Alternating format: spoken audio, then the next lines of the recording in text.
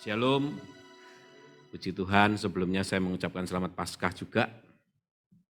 Saya percaya melalui pengorbanan Tuhan, Yesus mati di kayu salib dan pada hari Minggu hari ini adalah dikatakan bangkit. Nah, di sini kita akan belajar bersama-sama bahwa di dalam Lukas pasal 24, ayat 1 sampai dengan 12. Tolong dibacakan. Lukas pasal 24, ayat 1 sampai dengan 12. Ya, silakan. Lukas 24 ayat 1 sampai 12. Tetapi pagi-pagi benar, pada hari pertama minggu itu, mereka pergi ke kubur membawa rempah-rempah yang telah disediakan mereka. Mereka mendapati batu sudah terguling dari kubur itu, dan setelah masuk mereka tidak menemukan mayat Tuhan Yesus. Sementara mereka berdiri termangu-mangu karena hal itu, tiba-tiba ada dua orang berdiri dekat mereka memakai pakaian yang berkilau-kilauan. Mereka sangat ketakutan dan menundukkan kepala, tetapi kedua orang itu berkata kepada mereka, "Mengapa kamu mencari Dia yang hidup di antara orang mati? Ia tidak ada di sini, Ia telah bangkit. Ingatlah apa yang dikatakannya kepada kamu ketika Ia masih di Galilea, yaitu bahwa Anak Manusia harus diserahkan ke tangan orang-orang berdosa dan disalibkan, dan akan bangkit pada hari yang ketiga." Maka teringatlah mereka akan perkataan Yesus itu. Dan setelah mereka kembali dari kubur, mereka menceritakan semuanya itu kepada ke-11 murid dan kepada semua saudara yang lain. Perempuan-perempuan itu ialah Maria dari Magdala dan Yohana dan Maria ibu Yakobus. Dan perempuan-perempuan lain juga yang bersama-sama dengan mereka memberitahukannya kepada rasul-rasul. Tetapi bagi mereka perkataan-perkataan itu seakan-akan omong kosong, dan mereka tidak percaya kepada perempuan-perempuan itu. Sungguh pun demikian Petrus bangun, lalu cepat-cepat pergi ke kubur itu. Ketika ia menjenguk ke dalam, ia melihat hanya kain kapan saja. Lalu ia pergi dan ia bertanya dalam hatinya apa yang kiranya telah terjadi. Ya, makasih. Nah, di sini kita akan belajar Bapak Ibu, di mana pada waktu, ini perempuan-perempuan yang pertama ternyata. Ini perempuan-perempuan yang datang ke kubur Yesus, yang dia sebetulnya ingin yaitu membawa rempah-rempah yang untuk Yesus, yaitu mayat daripada Yesus. Tapi kalau kita melihat di mana di situ kubur itu sudah terbuka, nggak ada Yesus di dalam. Bapak Ibu Saudara sekalian, yang ada adalah yang datang pada waktu itu adalah Maria Magdala. Itu adalah Maria yang berasal dari Magdala, yaitu Maria Magdalena. Nah, di sini dikatakan adalah Maria ini yang dibebaskan Yesus dari 7 roh jahat. Ini Maria Magdala ini. Ya. Dan selanjutnya dikatakan lagi di mana bahwa bukan cuma Maria Magdala. Dikatakan Yohana istri daripada Kusa. Itu adalah bendahara Herodes. Di situ. Dan juga salah satunya lagi yaitu Maria ibu Yakobus. Dikatakan bahwa ini adalah saudara daripada ibu Yesus. Ya, ini saudari bukan saudarinya daripada ibu Yesus. Nah, Bapak Ibu, mereka ini ternyata yang ikut Yesus pelayanan kemana-mana. Malah mereka ini yang membiayai juga loh. Yang hebat ini mereka ini membiayai Yesus di dalam pelayanannya. Wah, saya waktu baca ini hebat ya. Ternyata ini saya lihat di mana bahwa perempuan-perempuan ini mereka diberkati hidupnya dan juga dia ini juga keluar untuk biaya untuk Yesus pelayanan. Itu tidak mudah, saya katakan. Tapi mereka ini yang ada bagi Yesus. Waktu Yesus disalib, mereka ini ada bagi Yesus. Murid-muridnya sudah semburat, betul enggak? Murid-muridnya sudah pergi semua. Mereka lari, bahkan ada yang dikatakan mereka menyangkal Yesus, yaitu Petrus. Bayangkan, menyangkal Yesus. Yang lainnya sudah pergi mereka dalam kekecewaan. Karena mereka berpikir bahwa Yesus adalah nanti sebagai raja yang memerintah di Israel. Tapi pada kenyataannya Yesus mati itu. Yesus mati dan mereka tercerai-berai. Tapi yang setia, hebatnya ini, perempuan-perempuan ini tetap setia kepada Yesus. Bapak Ibu Saudara sekalian, kalau kita melihat Bapak Ibu di mana bahwa Yesus telah bangkit, kadang begitu banyak orang yang nggak percaya. Mungkin saat ini kita kumpul di gereja, mungkin kita di Zoom, Engkau percaya enggak Yesus bangkit saat ini? Bahwa Yesus ada bersama dengan kita. Kita percaya enggak? Bapak Ibu Saudara sekalian, begitu banyak orang Kristen meragukan kebangkitan Tuhan. Yang seolah-olah dia percaya. Makanya sampai dikatakan Bapak Ibu Saudara sekalian, engkau beribadah tapi hatimu jauh daripadaku, kata Tuhan. Seolah-olah dia datang beribadah, mungkin di gereja maupun di Zoom. Mungkin dikatakan bahwa engkau seolah-olah beribadah, tapi hatimu jauh daripada Tuhan. Tuhan ingin di mana bahwa hati kita dekat dengan Dia. Engkau beribadah dengan sungguh-sungguh. Di Zoom pun ibadah dengan sungguh-sungguh, walaupun di rumah. Memang di rumah gangguannya banyak, ya. Gangguannya banyak, tiba-tiba telepon bunyi, anak mungkin dan sebagainya. Ya, banyak gangguan. Tapi baiklah, kita akan belajar di mana bahwa kita harus mengenal siapa Yesus.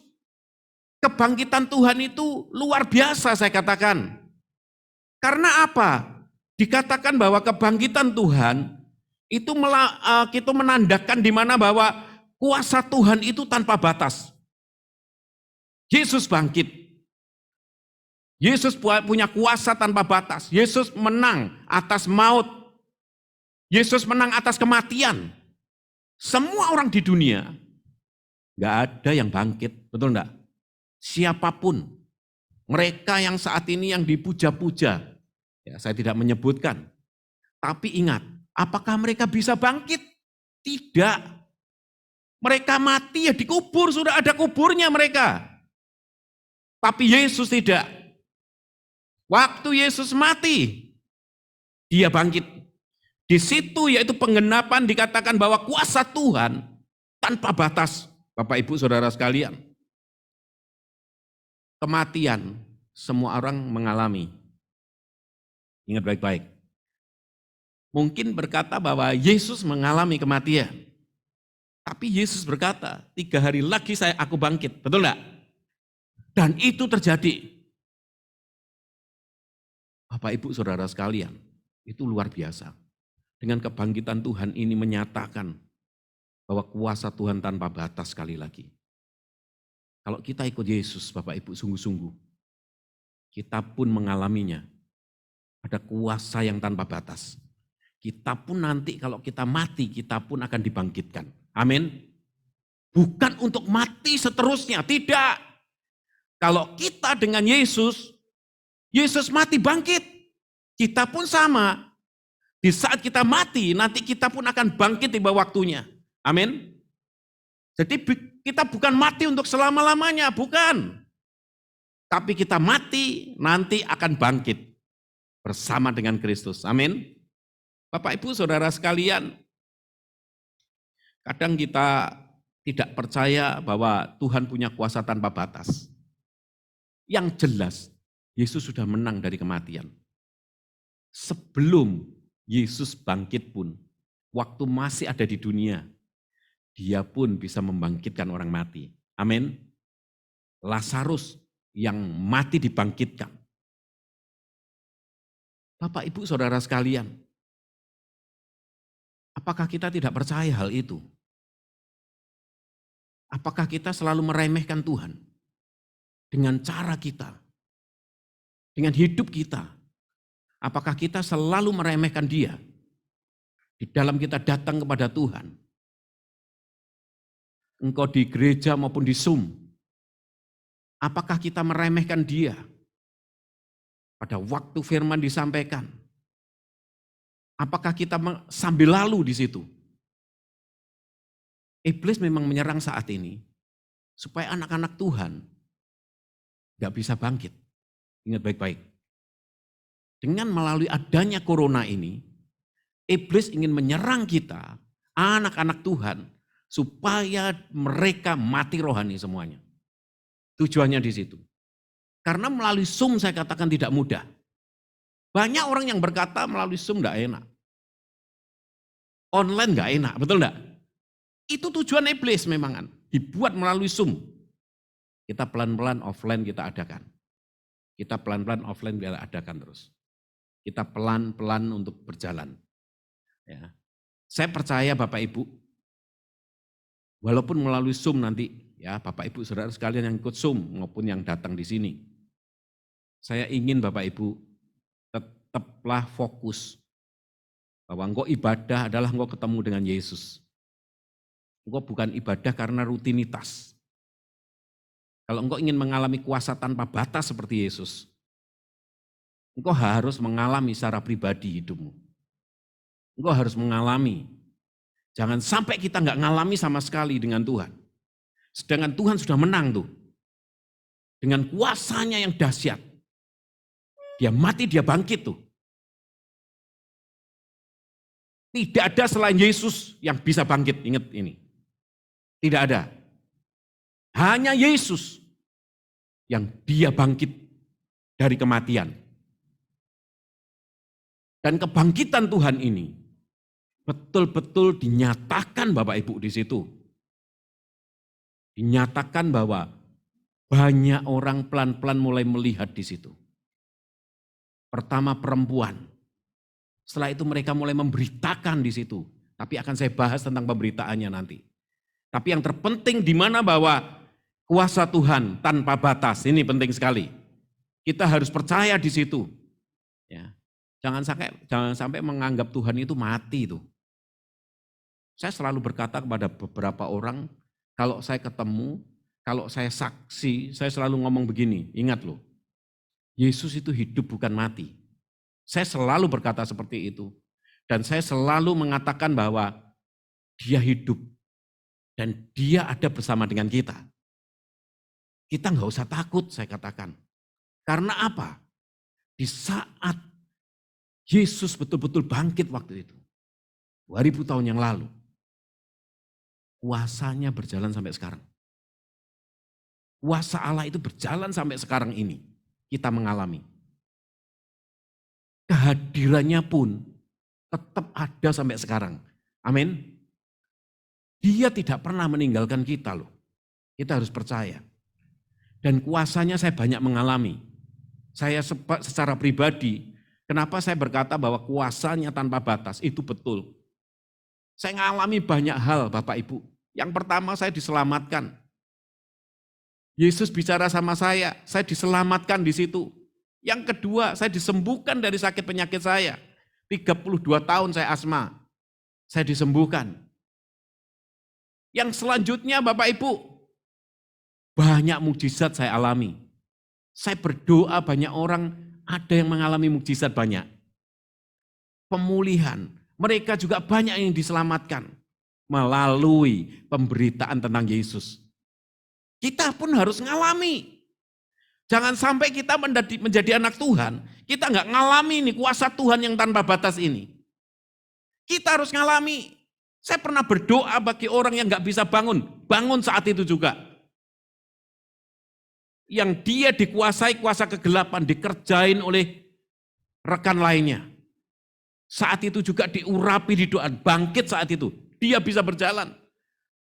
Saya lihat di mana kuasa Tuhan tanpa batas. Dia menang atas maut.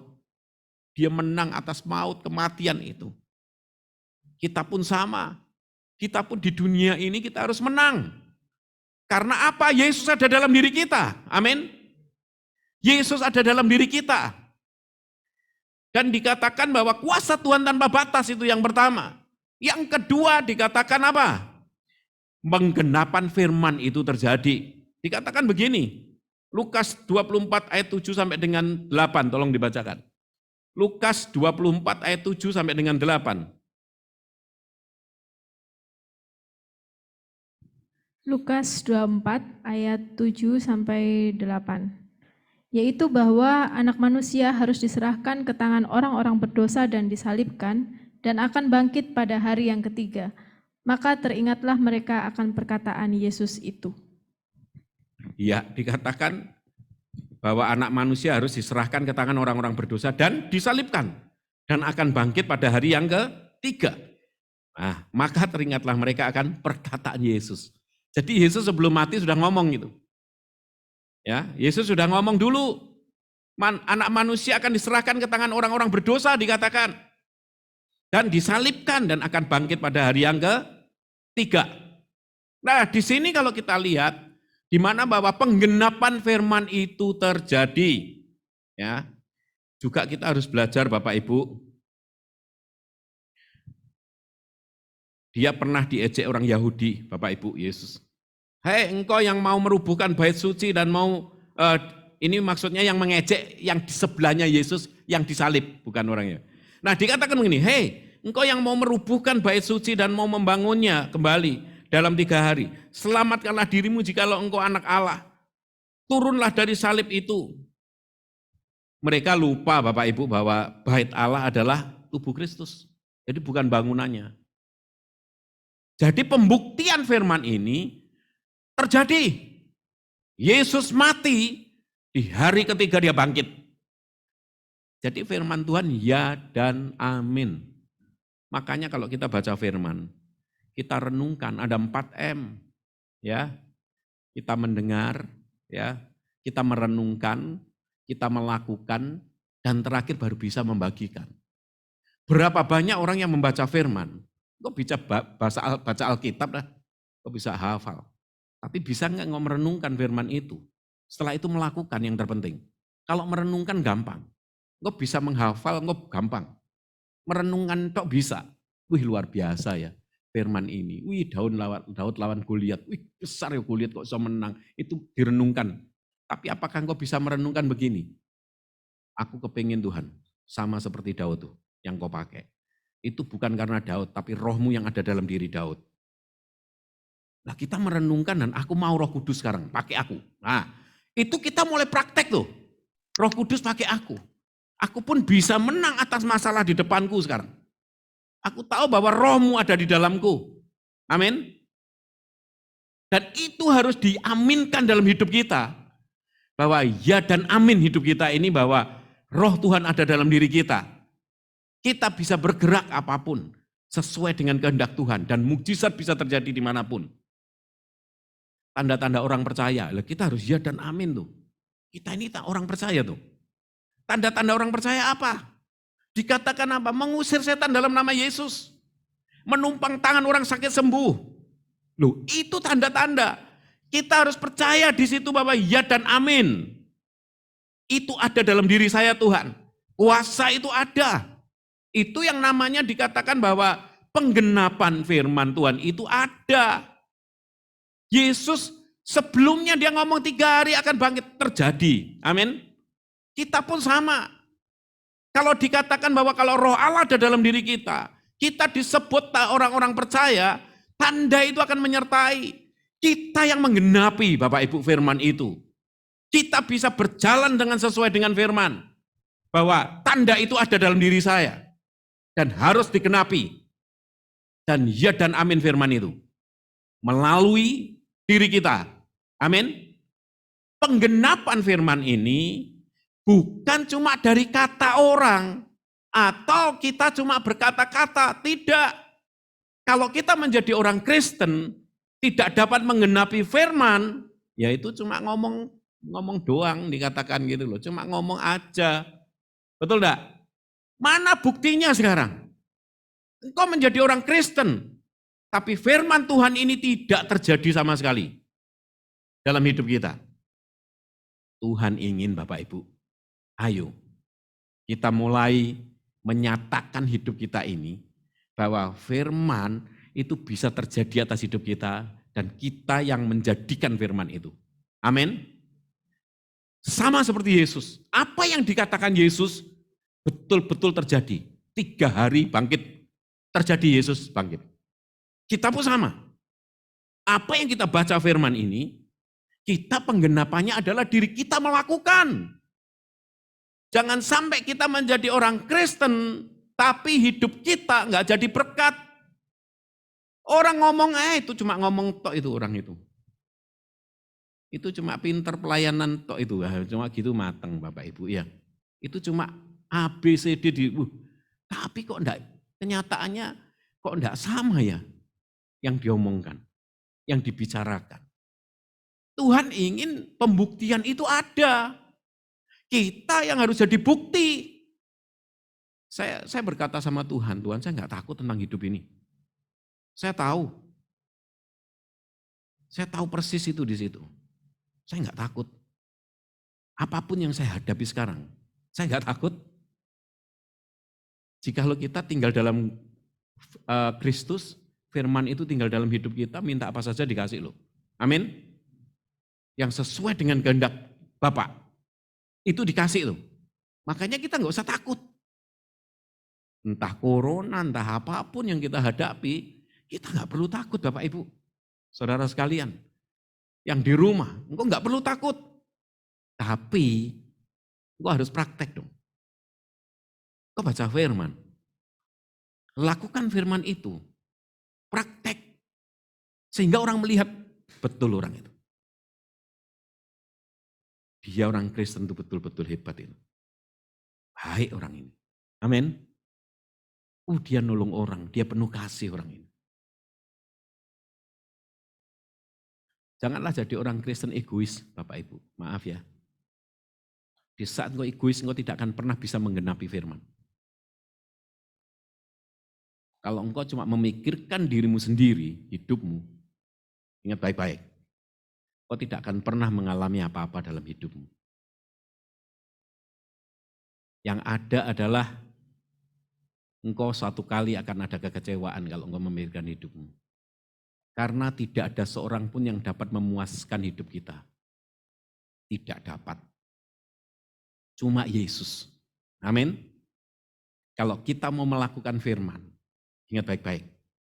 Tuhan akan pakai kita. Tuhan akan berkati hidup kita. Tuhan akan cukupi hidup kita.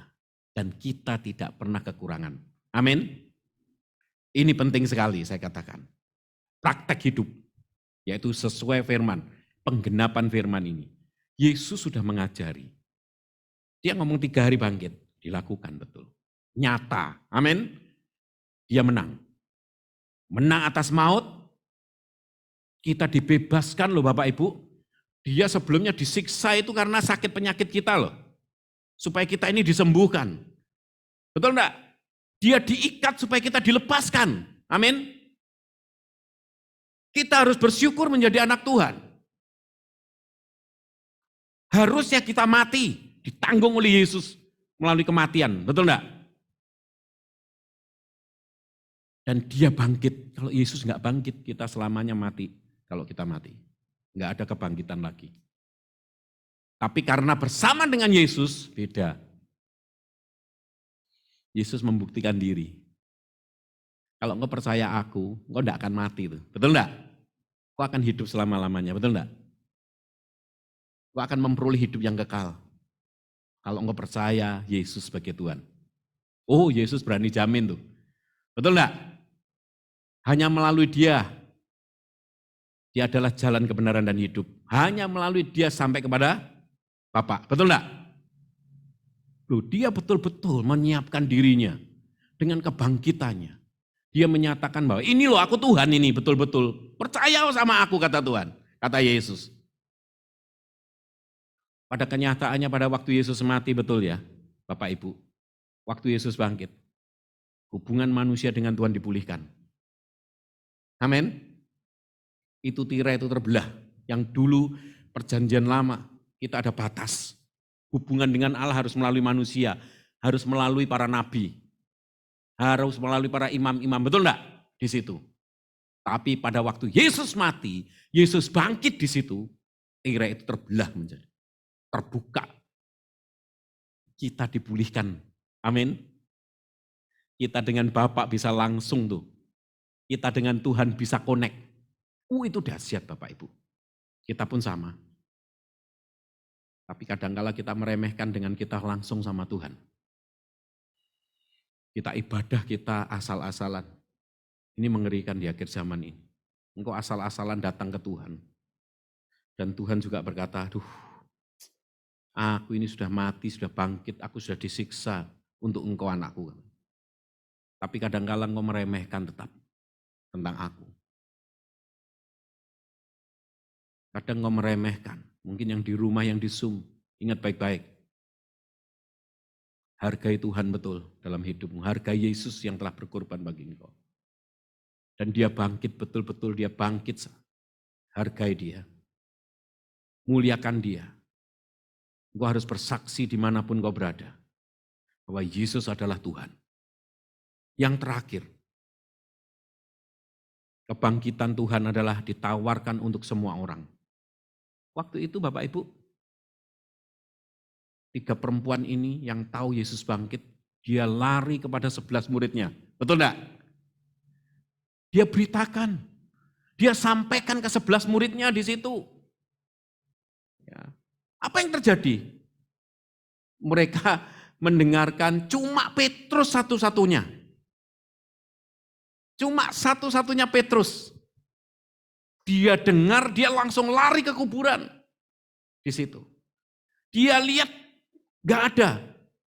Cuma dia berkata, apa yang terjadi gitu aja. Tapi kita lihat di mana Petrus sudah lari dulu di sana. Respon dulu. Yang lain enggak. Yang lain enggak percaya Bapak Ibu. Pada waktu mereka dikasih tahu Yesus bangkit. Karena apa? Perempuan-perempuan ini sudah dikasih tahu oleh malaikat. Betul enggak? Bahwa Yesus sudah bangkit. Sampaikan ke yang lain. Disampaikan. Ternyata yang respon cuma 1 dari 11. Kita pun sama di dunia ini Bapak Ibu Saudara sekalian. Saya ngalami banyak hal. Saya cerita tentang Yesus. Memang banyak sebagian ada yang bertobat. Tapi sebagian meremehkan. Yang dulu saya pernah cerita teman-teman saya mancing. Kalau saya cerita tentang Yesus itu mereka, wes Pak, dinikmati aja hidup sekarang. Kan saya dulu pernah cerita ya, dinikmati aja, gak usah terlalu fanatik katanya. Ojo jadi orang tuh yang api-api, nanti mati dhisik. Lah pernah tahu saya saksi dulu? Ya loh, saya malah digodai di situ. Jangan jadi orang yang api-api katanya, nanti mati dhisik katanya. Nek sing elek-elek gini ini gak mati-mati katanya. Wah itu repot kena orang-orang kayak gini. Tapi saya enggak pantang menyerah Bapak Ibu. Saya tetap baik sama mereka sampai sekarang. Saya enggak akan pantang menyerah. Saya selalu ketemu, saya selalu injili. Selalu di situ. Ya. Saya ketemu ada yang sudah meninggal sekarang. Yang dulu teman saya umur 80 tahun. Itu angel itu. Saya injili. Saya ajak ke gereja. Saya angel alasannya banyak. Ya. Diajak ke gereja, sama diajak mancing, milih mancing. Pokoknya kalau minggu jadwalnya bukan ke gereja dia, tapi Kristen. Mancing dia. Saya mikir Tuhan iki, saya nek ketemu dia manggilin pek, umur 80 sudah pek. Pengen nek diceluk Tuhan ya apa pek tak konokno. Guyung-guyu, tapi aku percaya Yesus kok Pak Budi. Tapi terus saya masukkan, saya percayalah. Dia berkata percaya Yesus, saya yakin juga dia percaya. Tapi yang penting saya kan tetap masukkan terus bagi dia. Ya, terakhir dia meninggal pun saya percaya. Dia percaya Yesus gitu loh. Karena tidak sia-sia apa yang saya sampaikan. Ketemu siapapun, tidak akan sia-sia. Jadi saya beritakan tentang Yesus di mana-mana. Saya ketemu orang, saya beritakan. Ada beberapa yang bertobat. Saya cerita tentang Yesus. Dan saya membuktikan, saya berani membuktikan loh Bapak Ibu. Saya kalau nantang orang saya berani. Ini bukan dari Kristen saya ngomong. Kalau enggak percaya, kamu sembahyang Yesus sebutan. Kamu akan mengalami sesuatu saya katakan. Loh saya berani nantang loh. Dan betul orang itu waktu dia datang ikut tempat kita awal mula di Klampis dulu. Dia datang, dia ikut waktu puji-pujian. Dia ini bukan dari Kristen. Dia datang, tiba-tiba waktu semua penyembahan, dia ini tutup mata. Dia katanya ada sinar tuh datang kepada dia. Wah, dia nangis di situ. Saya cuma berkata apa? Buktiin lo enggak percaya, buktikan. Yesus itu hidup saya katakan. Dan itu kenyataannya dia akhirnya dibaptis tobat.